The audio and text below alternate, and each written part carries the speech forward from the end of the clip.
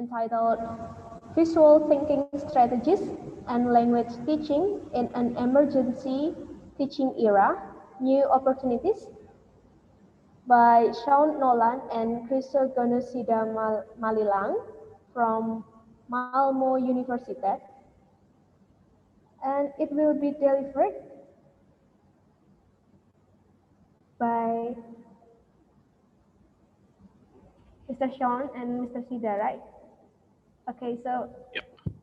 Mr. Shaun and Mr. Sida, you have 15 minutes. Thank you. Yeah. Thank you. So today we are going to present what is actually the beginning of our research in visual thinking strategies and language teaching. And we have seen that these visual thinking strategies can actually be the solutions and also provides new opportunities for the language teaching in the current emergency remote teaching era. And before we go on into the visual thinking strategies, we would like to also discuss that in the last several decades, the concept of reading has shifted into something beyond the text, because currently we might still associate reading with just text and something with letters. But then in 1977, Wolf actually expanded the definitions of reading as a form of perceptual activities. And Freire in 1985 also expanded the concept of reading as reading the word and reading the world. And further supported, this one I will need Shaun's help. Il n'y a pas de hors texte. As Derrida has claimed that everything in the world is actually a text. So the concept of reading is basically expanded into concepts such as reading the map, reading the musical notations, or even reading the sign. And now on the history of VTS. Thank you, Chris. So what is VTS, Visual Thinking Strategies? It's a teaching method that is based on the works of Jean Piaget, Leo Vygotsky, John Brunner, and the importance of the role of social interaction in the learning process. It also puts an emphasis on reflective thought, which goes right back to ancient Greece. And also the idea that through reflection, our learning is improved, as was proposed by John Dewey in the early 20th century. Now, visual thinking strategies is the result of a cooperation between Philip Yenawine and Abigail Howson. Philip Yenawine was the director of the Museum of Modern Art in New York, MoMA, the director of the education department of MoMA, and Abigail Howson was a cognitive psychologist who was invited by Yenawine to MoMA to help the education department to improve their courses. And they developed VTS, which they experimented with in the school system, the local school system. And they did this in art classes in the local school system. But very quickly, teachers in other subject areas other than art started to note that their students who were doing these VTS sessions in their art classes were actually showing more improved critical thinking skills, capable of producing more effective argumentation, and doing so in cooperation with their peers in their classroom. They also remarked that these students were more productive linguistically, therefore showing greater language skills or better language skills. And they started to be a demand to also do VTS in subjects other than art. And one of the subjects in which VTS has proved particularly effective outside of the art class is the language class. Thank you, Chris. Now, what are the components or the elements of VTS as a visual thinking strategist, a strategist that relies on visuals? Of course, one of the most important elements is, or one of the most important components is actually the image itself, or I mean, other object of study. When we say when we say image, we might probably think of painting or some visual arts, but then image can also be a monument or even something, some kind of visual aids that you are using in your lab experiment. And of course, since as Shaun has said, that VTS relies on the role of social interactions. Of course, another important components is actually the peer group students or the participants that will ensure the communications. But before the communication happens, there is something that we usually refer to as the silent looking. We're basically giving time for the participants to take a moment to look and try to get into the image itself. And after the silent looking, another important components, or basically like one of the main driving force in VTS, is the three questions that we're asking to the participants. First is, what is going on in this picture? And what do you see that makes you say that? So the second question actually corresponds to or facilitates and helps the first question, so that the participants will need to explain their logic or to prove what they have said in the first pictures. And this is what will basically drives the discussion further. And later on, the third question is, what more can you or what more can we find? So thank you, Chrys. And the next point, could you click into the next point, please, Chrys? Thank you. Yes, another very important component of VTS is listening. The teacher, or to use VTS terminology, the facilitator, pays careful attention to each comment that is made by the audience.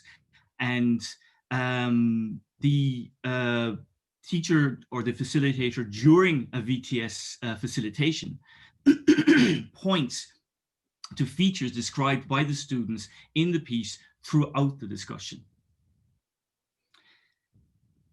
After the student makes their point in the discussion, the facilitator paraphrases all of the comments, and thereby exposing the student to other language items to describe what they've just said.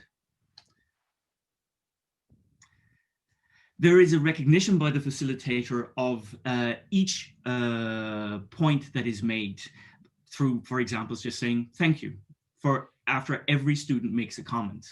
But the teacher maintains, or the facilitator maintains, neutrality throughout. It should be saying things like, oh, that's a very good point, should be avoided. If you do that, you should do it for all of the points that are made. And therefore, it's better just to maintain neutrality throughout. There is openness. Everybody's point has equal value. And everybody in a VTS session has equal value, thereby encouraging students who would be considered weaker normally to also participate. And so the facilitator at the end of a VTS session or during a VTS session should try to link the peer comments throughout. This all contributes to creating a safe environment for the students during a VTS session. And this has an important implication in teaching, because this creation of an inclusive, safe environment in the classroom helps all the students progress together during a VTS session and afterwards. Teachers have remarked that there is a change in student behavior towards their peers when they are part of a group that does VTS regularly. They are more respectful of other peers, of their peers' point of view, and they work better with them. The silent period for vocabulary building, which has been remarked in language theory, particularly with regard to foreign language learning, where a child, for example, does not say a large amount for a long time in the foreign language until they feel more confident. This is reminiscent of this introduction to VTS sessions where they take a moment to think about what they're seeing before they actually speak. But it's also possible in VTS for a participant not to speak at all, especially a young child, where they can actually point to something in a piece, a picture or an image or an object, and that can be interpreted by the facilitator. What has been remarked is that people who take part in VTS are better at communicating, they cooperate better with each other, and this even without a teacher's intervention. Very often the teachers, after a VTS session, they will put the picture of the object in a maybe on the wall, or the object in a certain part of the room, of the classroom, and they've remarked that after VTS sessions, that pupils go up to this this object or this image, and they start doing VTS all by themselves. So VTS and carrying out a VTS session for about 10 or 20 minutes before or at the beginning of a class can establish, or a school day even, can establish the tone and the cooperative nature of classwork which is to follow. And it sets a standard in what we want to achieve together during our classwork, during our classwork or during the day. The object or the image that is used for a VTS session at the beginning of a class or at the beginning of the working day does not have to have anything to do with the work that one is doing during the day, or it could be carefully selected according to the audience and the subsequent classwork during the day. And what we are experiencing right now in the era of the emergency remote teaching is that there is this sudden shift to distance teaching or learning, and teachers are trying very hard to replicate what they have been doing in real life. But however, the diminishing real life interactions that does not happen through Zooms actually send some of these teachers to hit a roadblock. And due to this diminishing real life interactions, due to the inability to read some of the micro expressions or even some of the quips from the students, the teachers find it a bit difficult to see the progress of the students. Thus, the teacher generally assumes assumes the progress of the students just from their own perspective, and this actually causes like lots and lots of problems, especially, in the first half of the emergency remote teaching. However, we can actually see the rise of the new opportunities here, that it's not just challenge, we also have all these opportunities, and that most of our teaching through Zooms have become more and more visual.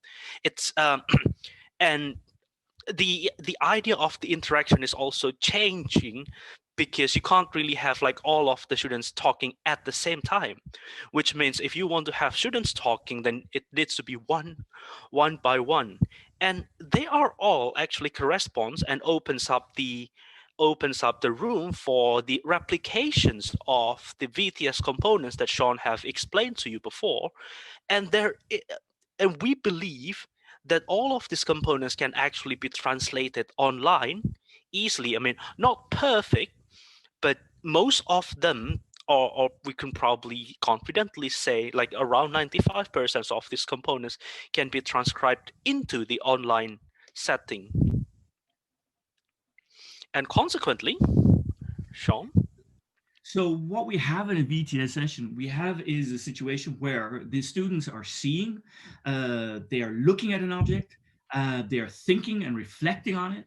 Then they say what they think, and they listen to themselves speaking. Particularly in a paraphrase stage by the facilitator, they listen to themselves, they listen to what they've said, but they also listen to others, and they're internalizing what others are also saying about the object, and they're thinking based on what other people are saying about the object. They're seeing it again in a new light. They're thinking about it again, reflecting about it based on what other people have said and what they've said earlier, and then they're coming up with new opinions on that object. They continue to listen to themselves, and they continue to go through this circle of thinking, whereby the object that they've seen at the first part of the VTS session suddenly takes a much more deeper and profound shape, and they get new ideas about that object by the end of the VTS You have session. 2 minutes left. Okay, and I'll finish up. And they do this in cooperation with others. So after the VTS session, what do? Well, I would propose a New York Times solution, which can be applied everywhere. New York Times, along with VTS org, VTS home org in the United States, they provide a free image every week where they ask what's going on in this picture. And it's something that pupils and students and people around the world can actually do by themselves. And people who are well versed in VTS and well used to VTS can do this together by themselves outside of the classroom. But it takes time. VTS has to be done in the classroom first, and people have to be used to it first. I will finish there. Thank you. And so we believe that it was probably not enough within 15 minutes to completely mention what VTS is. So we would like, we're going to, Shaun and I and our research group is actually going to organize an international webinar on VTS, which will happen on the 11th of December, and that is free of charge. And if you are interested in attending, you can contact us. Thank you so much. Thank you. Okay, there is a question from Ms. Dita for the first presenter. Is there any limitation of the scope of materials that can be taught by using VTS? Yeah, will I do that, Chris? Yeah, you can take that one. There is absolutely no limitation, in my opinion, in the scope of materials that can be used for VTS. I would think that appropriate materials, though, should be chosen for the audience in question, taking into account, for example, young children or cultural background, religious background, etc. Otherwise, in my opinion, anything could be used for VTS, particularly in images. I have even carried out a VTS session with a piece of art, but it was essentially a block of wood. But it was a piece of art and it had features on it, but you had to look very closely, and it was ideal for a VTS session, actually. Okay, so in my opinion, anything can be used for VTS, but you have to take account of the group of people you're carrying out the session with. I think if I can add something, Shaun also told me one time that there were some teachers also using VTS to teach math, using the math formula or using the math equations as the image itself. Yes, indeed, that's a very good point, Christoph. That in fact, yes, that is true. Also, a piece of literature, a text. What is going on in this text? What is it you see that makes you say that? What more can we find in this text? I hope that answers the question. Yeah. Okay, Mr. Sida, do you want to add? No, I was just asking, like, there's also another question for us. Are you going to read that for us, or? Yeah. What are the weaknesses of visual thinking strategies if it is implemented in Indonesia? It's from Johannes Ranyabar. Do you want me to take that one, Shaun? I think you're the best qualified. Okay. No, the thing is, we are still very optimistic that these visual thinking strategies is very much multicultural, and it transcends it transcends the border of culture. I mean, in fact, right now we're basically doing this research on visual thinking strategies to develop the intercultural competence, and also to help the integrations of the newly arrived students in the Scandinavian era. So I'm not sure if there can be any specific specific weakness for a specific culture, especially in Indonesia. I guess the problem probably needs to the problem probably comes to from the mindset of the teachers, in which, I mean, frankly speaking, lots and lots of teachers in Indonesia actually did not really like the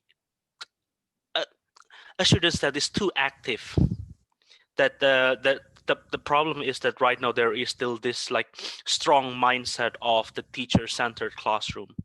But other than that, if one can go beyond that mindset, I think um, visual thinking strategies can be done anywhere.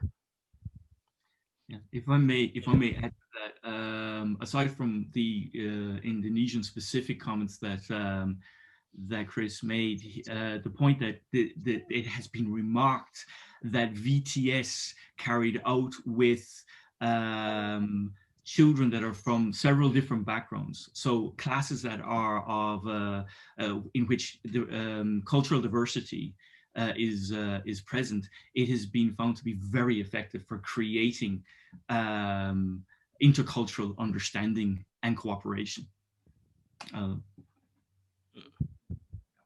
Thank you.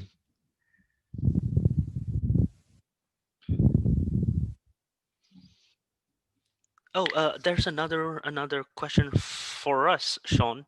How can VTS go hand in hand with critical thinking?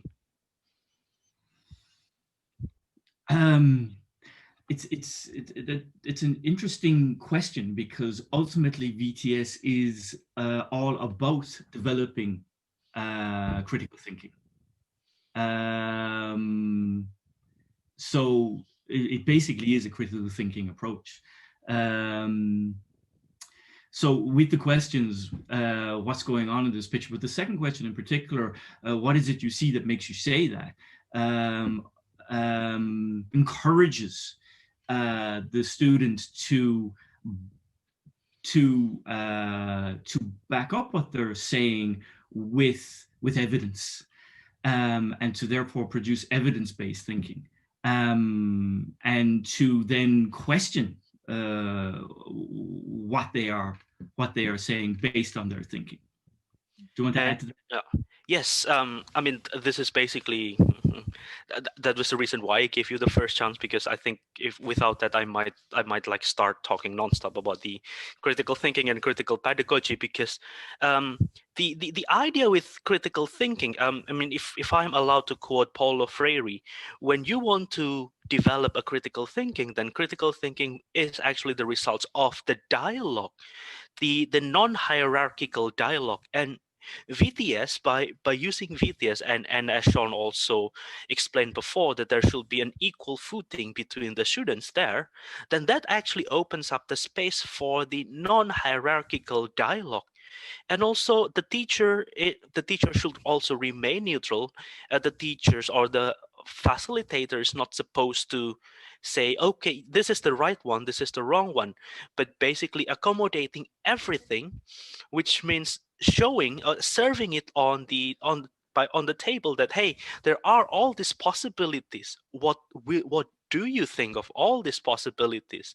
And that is actually like one of the first steps to develop a critical thinking, and also the critical awareness of everything.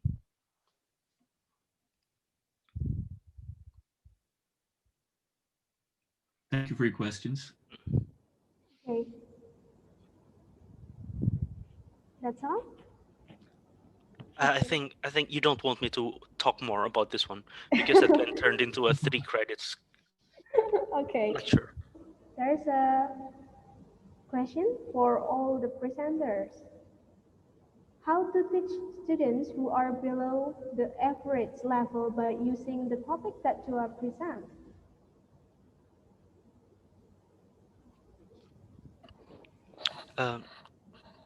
Shaun, do you want to take this first? So how to teach students who are below the average level by using topic that you present? Well, the ultimately the one of the main premises of VTS is that everybody is equal. And so therefore everybody's encouraged to contribute, and every contribution is as valuable as another contribution. There is no hierarchy. And so therefore, creating the safe environment for everybody in the classroom allows everybody to contribute, and therefore gain confidence in that their contribution is being valued. And over time, this has been noted to have an effect on weaker students, or who might be perceived as being weaker in a subject area in the classroom. And there has also been research by Dori Jacobsons in 2018 about how using these visual thinking strategies actually helps the second language learner in America. That